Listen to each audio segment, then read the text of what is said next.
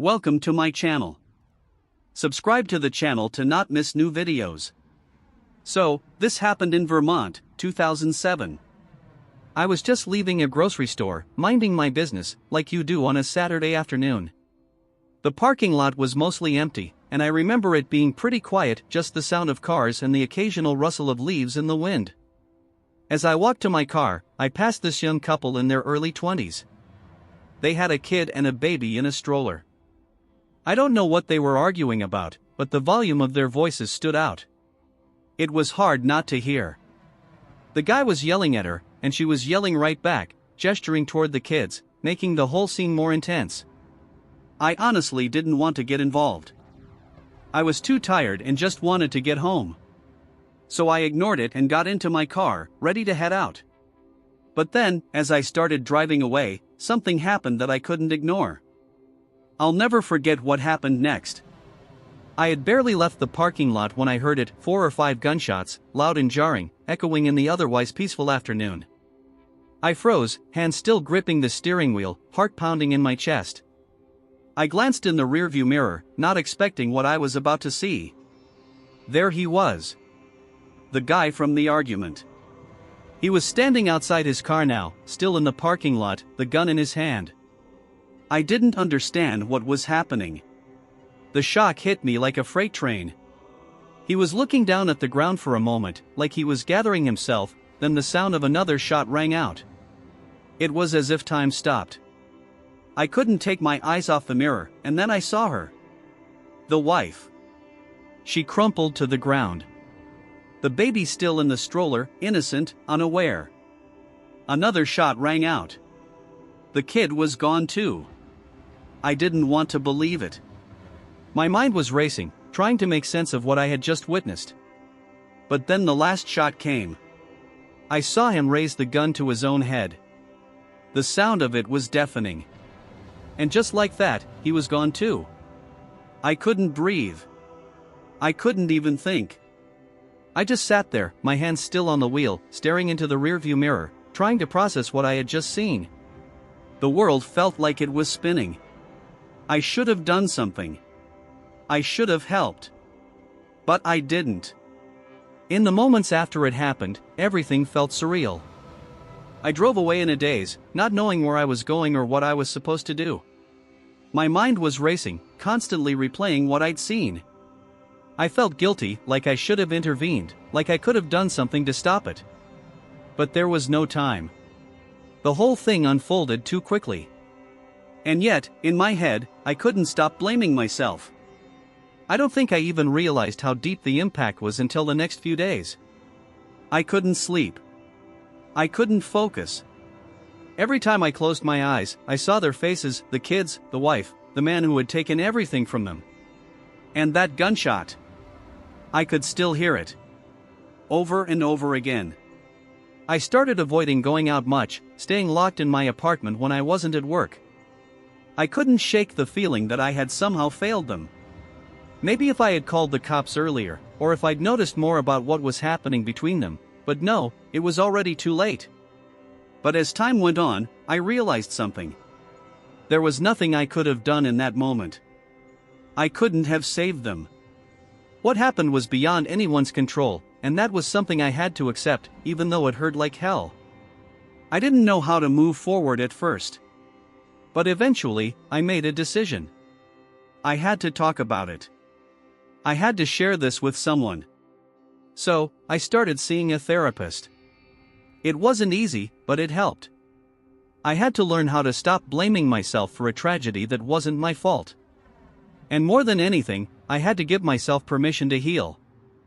Therapy helped, but the guilt didn't just disappear. Every day, I still found myself replaying that moment, wondering if there was some sign I missed, some way I could have stopped it. The images haunted me, and I started questioning my own actions. Could I have somehow prevented it? Was there some sort of subtle clue I could have picked up on before it escalated? I talked to my therapist about this constant loop. She helped me realize something important, that guilt wasn't helping anyone, especially not me. It wasn't my fault. I wasn't responsible for their lives, for their choices. And yet, I couldn't shake the feeling of not doing enough. I guess that's the weight of witnessing something so horrific, it feels like you should have been able to do something, even if there was no way to know how it would all unfold. In those early months, I even found myself avoiding certain places. Every grocery store, every parking lot, every scene that resembled that day felt like it could trigger something dark inside me. I'd avoid certain roads, or try to distract myself with work just to stay busy enough to not think about it. But that feeling of helplessness lingered. The worst part was when I realized how numb I had become. Everything started feeling distant, like I wasn't really living anymore. It was like I was trapped in the shadow of that moment, frozen in time. There were days when I didn't want to leave my apartment, and even if I did, I would find myself zoning out, caught in memories that felt so real, I could almost feel their presence around me. But eventually, I learned to forgive myself. It wasn't an easy process, but the more I talked, the more I understood that no amount of guilt would change what happened. As time went on, I thought I was healing. But then came the nightmares. At first, they were just flashes, quick, disturbing images of the scene. But soon, they became full-on, vivid dreams. I would be back in that parking lot, watching everything unfold all over again. The arguing. The gunshots. The faces of the children and the wife, frozen in fear, the horror in their eyes. The worst part? In the dreams, I was always powerless. I was always just watching, unable to do anything to stop it. I'd wake up in a cold sweat, my heart racing, feeling like I couldn't breathe. The images would linger for hours after I woke up. Sometimes they'd fade by midday, but other times they'd stick with me all day, like a heavy weight on my chest. I knew I couldn't keep going like this, that I had to face what I'd seen head on. I had to stop letting the nightmares control me. But that wasn't easy. No matter how many times I reminded myself it wasn't my fault, those images would still sneak in, filling my head with questions and regrets. It was like I was stuck in this loop, unable to move forward because I couldn't let go of what happened. I wasn't living in the present anymore. I was living in the past, constantly trapped in that parking lot, that moment. The nightmares felt like a never-ending punishment, and I had no idea how to stop them. But little by little, I learned to face them. I didn't have all the answers, but the more I acknowledged the trauma, the less it had control over me. It wasn't an instant fix. Some nights were still bad, but slowly, I started regaining control of my life again. I realized that while the memories would always be there, I didn't have to let them dictate my future. The nightmares didn't stop completely, but over time, they became less frequent. It wasn't about forgetting what happened, it was about learning how to live with it. I had to start finding my way back to the present, back to a life that wasn't defined by what I had seen. At first, it felt like I was floating through life. I was there, but not really. I threw myself into work, keeping busy so I didn't have to face the emptiness I felt.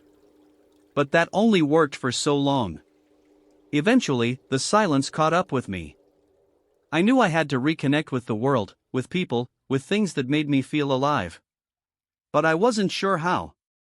How do you start living again when you've seen something so awful, when you've been touched by something so violent and senseless? I started with small steps. I called a few friends I hadn't talked to in months, slowly reconnecting with the people I had distanced myself from. It felt awkward at first, like I was a stranger to myself, trying to pretend like everything was normal. But with each conversation, I felt a little more like myself again. Slowly, I was rebuilding the parts of me that had been buried under the weight of that tragic memory. I also made an effort to spend more time outside, to visit places I once loved, to do things that had once brought me joy. The first time I walked through the park near my apartment, I almost felt like I was rediscovering the world, like I was seeing it through new eyes. It wasn't perfect, but it was a start. It wasn't an easy journey, and it wasn't a straight line. Some days I felt like I was back at square one, but other days, it felt like the fog was lifting, just a little. I was learning that it was okay to move forward, even if the past would always be a part of me. Just when I thought I was getting a handle on things, the guilt hit me again. It came out of nowhere, a wave that crashed over me when I least expected it. I was driving through town one day, and I passed a family, a mom and her 2 kids.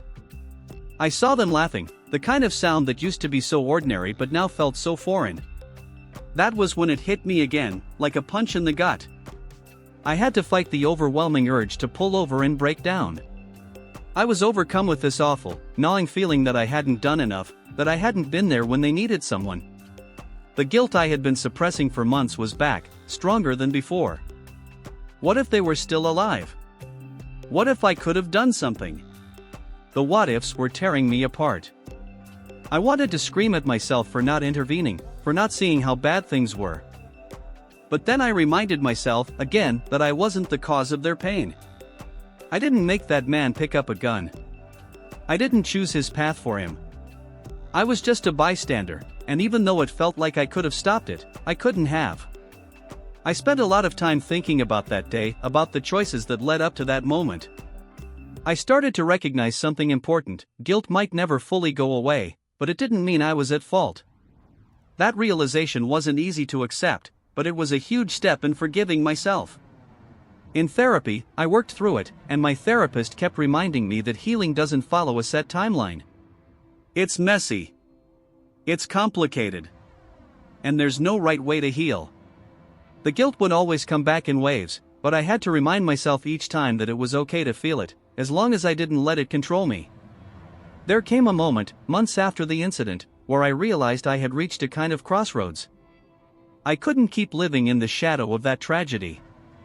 I had to make a choice, to let it define me and continue carrying the weight, or to try and move past it, even if it meant accepting that I'd never have all the answers. It wasn't about forgetting or pretending it didn't happen. It was about learning how to accept that some things are beyond my control. That man made a choice, and no matter how much I tortured myself with what-ifs, I couldn't change that. I had to stop holding myself responsible for something I couldn't have prevented. One evening, I took a long walk, the cool air biting at my skin, and for the first time in a while, I let myself think about the bigger picture. The way people's lives can be interrupted in the blink of an eye, how nothing is guaranteed. It hit me hard. It wasn't just about what happened to that family, it was about how fragile everything is. How you can go from a quiet afternoon to witnessing a life-changing event, and how it can leave you questioning your own existence. I realized that I had to honor their lives by continuing mine. I couldn't let that moment strip away everything I had left. And while I'd never forget them, I had to start living with the knowledge that sometimes we're powerless over other people's choices. I had to forgive myself, and most importantly, I had to learn to live again. I started seeing that my own healing was just as important as remembering the tragedy. It wasn't a light bulb moment. It didn't happen overnight.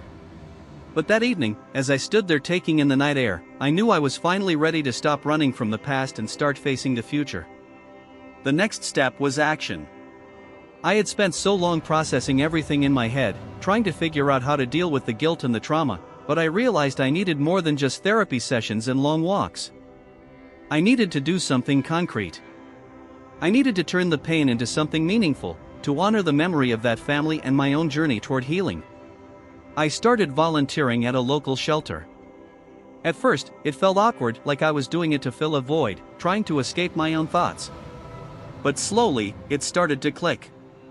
I was helping people who were going through their own struggles, and it gave me a sense of purpose that I hadn't felt in a long time. It was a slow process, but it helped me take my mind off the past. I wasn't trying to fix anyone's life, but simply offering support, companionship, and kindness. It felt good to give back in a way that felt real, to create a space where people could talk about their pain without feeling judged. One day, while volunteering, I met a woman who had been through a lot of her own trauma. We started talking, and in a strange way, she helped me realize something important. Trauma doesn't have to define you, but it can teach you empathy. It can connect you to others who are experiencing similar pain, even if the circumstances are different. It was through these connections that I started to see how healing can happen, not just for me, but for others too. Helping people didn't erase the memories, but it gave me a way to move forward.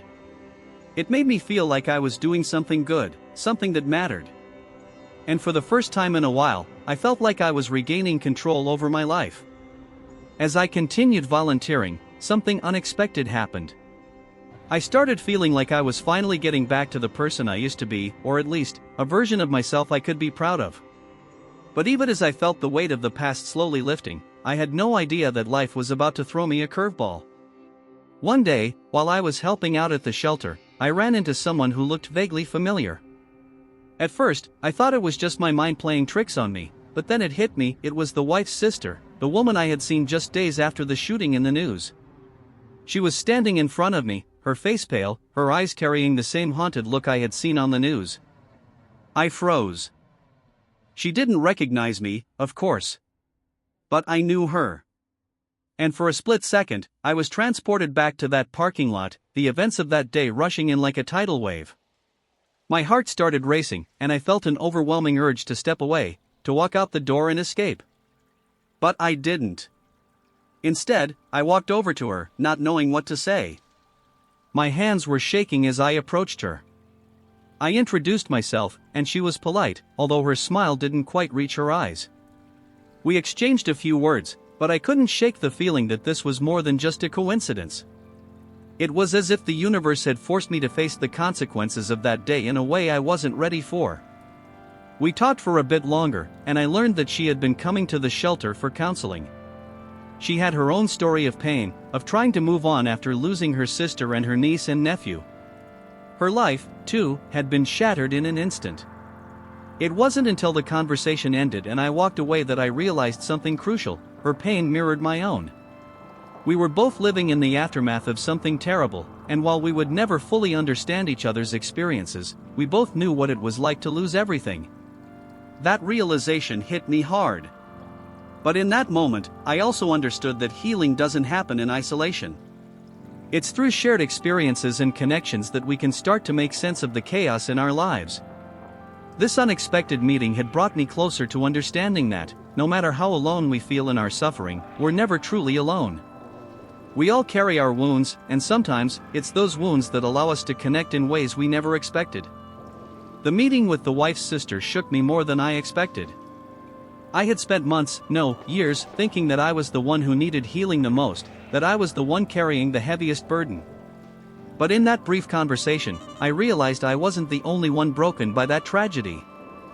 I wasn't the only one living in its shadow. For the first time, I really saw it. Healing wasn't just about me. It wasn't just about getting better or moving on for my own sake.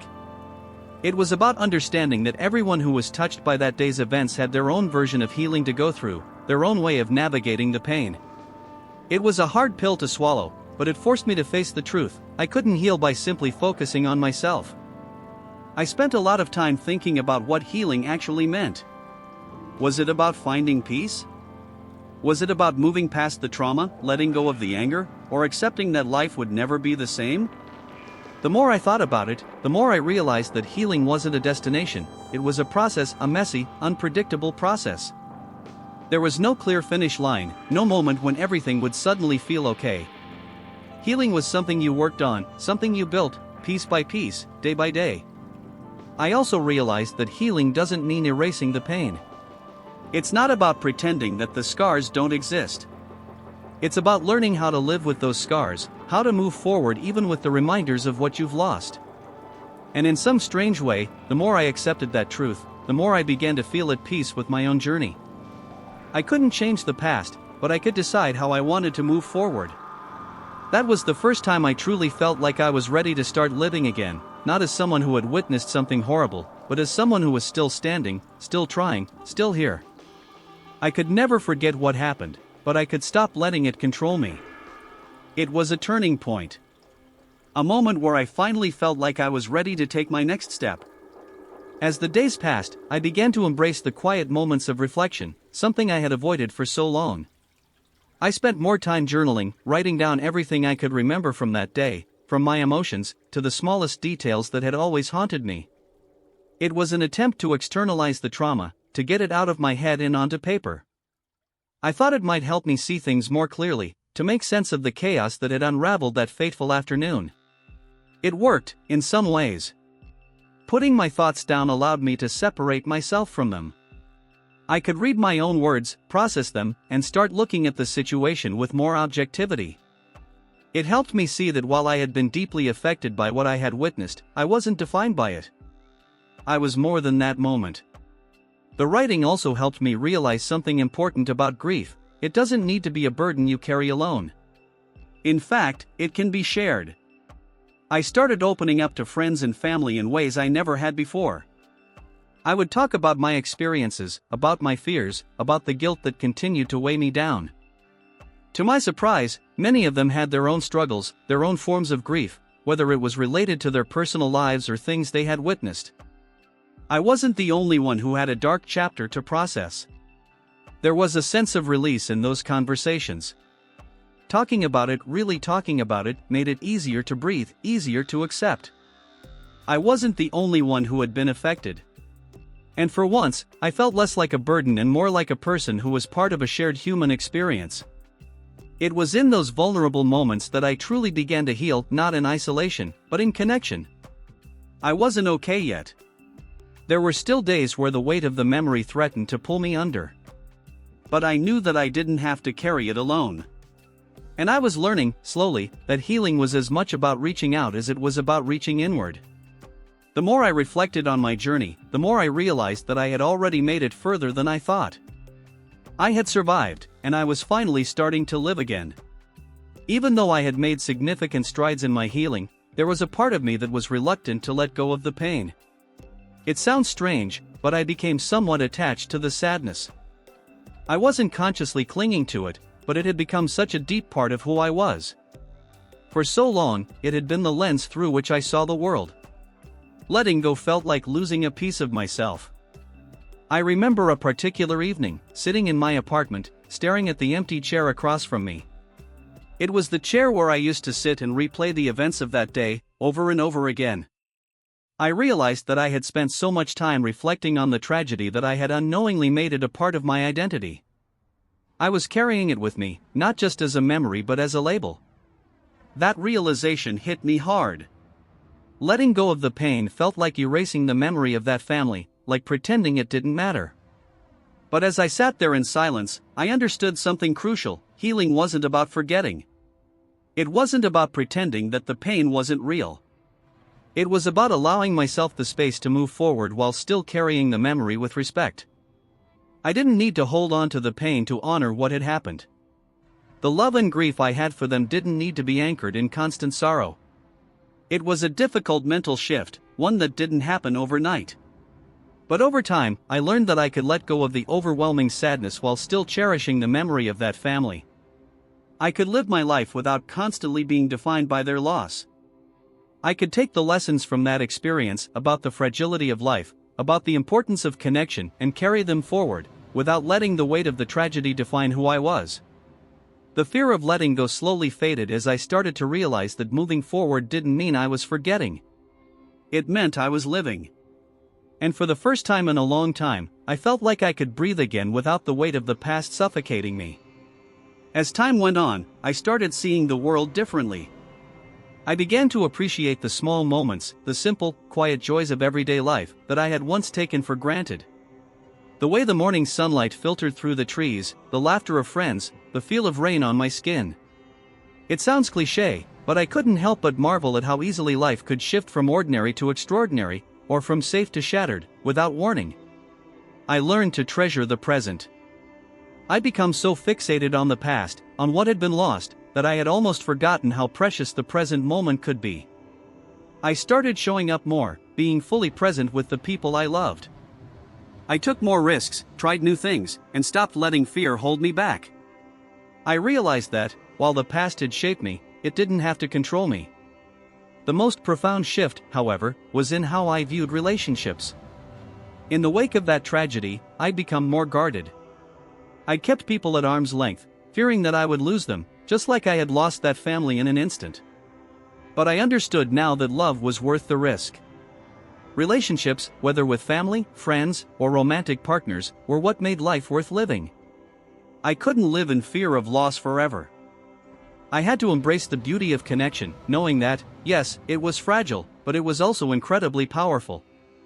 The more I embraced this new perspective, the more I felt like I was living authentically, like I was shedding the person I had been after the tragedy, and becoming someone who could appreciate the full spectrum of life, the good and the bad. It wasn't about erasing the past, but about integrating it into who I was becoming. Looking back, I could see how much I had changed. I wasn't the same person I had been before that afternoon in Vermont, but I wasn't defined by that moment either. I had learned that healing is not linear, that it's messy, imperfect, and takes time. And most importantly, I had learned that life goes on, even after something that shatters you. You just have to be willing to keep going, even when you don't know how. And with that, I was finally at peace with the journey I had walked. As I look back on everything, the trauma, the pain, the healing, it's hard not to feel a sense of gratitude. Not because of what happened, but because of what I learned through it all. The road to healing wasn't easy, and it certainly wasn't straight. There were days when I thought I might never feel whole again, days when I wondered if the weight of that moment would always be a part of me. But in time, I discovered something profound: healing is possible, even after the worst kind of loss. One of the biggest lessons I learned through this experience is that healing doesn't mean forgetting, it means accepting and making peace with the past while allowing yourself to grow beyond it. It's about recognizing that, while you can never change what happened, you have the power to choose how it shapes your future. Pain is inevitable, but suffering doesn't have to be permanent. Another important realization I had was that it's okay to need others.